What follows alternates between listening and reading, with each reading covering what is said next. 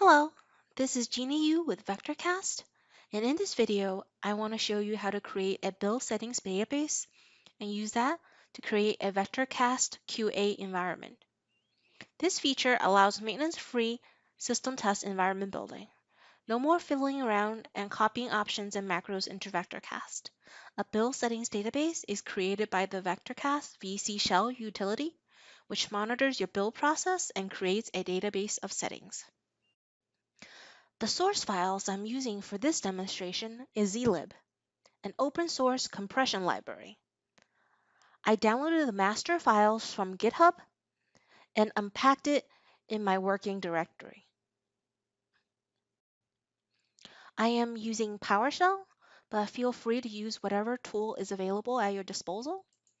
I'm going to do a make clean first, so we can see all the compile commands later on.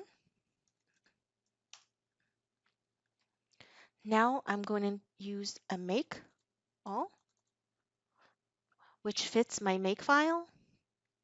And the command,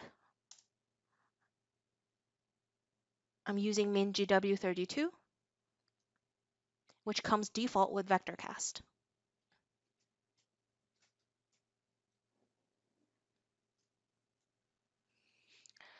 Now the build has finished.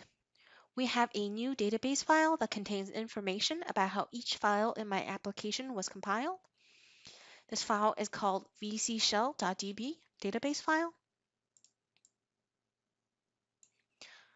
And I can use this file to create a new VectorCAST cover environment. Going over to VectorCAST, I'm going to make a new system testing environment using the new environment wizard. Fill in a project name, environment name,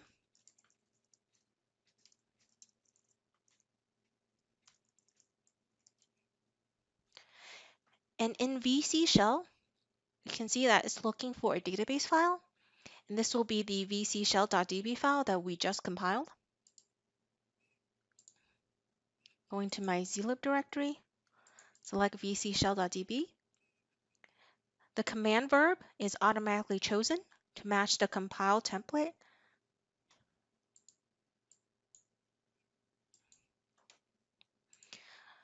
vcshell.database automatically sets macros and location of the source files, so we can see all the files that make up my project. All I need to do is select whichever one I want to be added to the cover environment.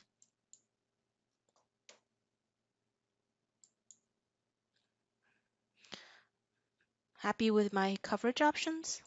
Build.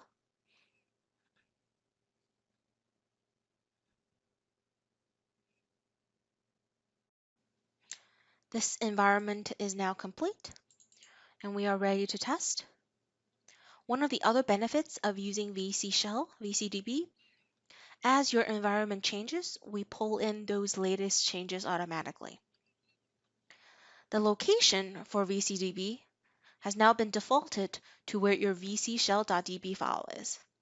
So when you want to select a new system testing environment, the database file has been set to where your vcshell.db file is. The command verb is also automatically set to match the compiler template, and the source file and macros are also automatically loaded. I hope this demo helped you visualize how simple and efficient VectorCAST maintenance can be. Thank you for your time.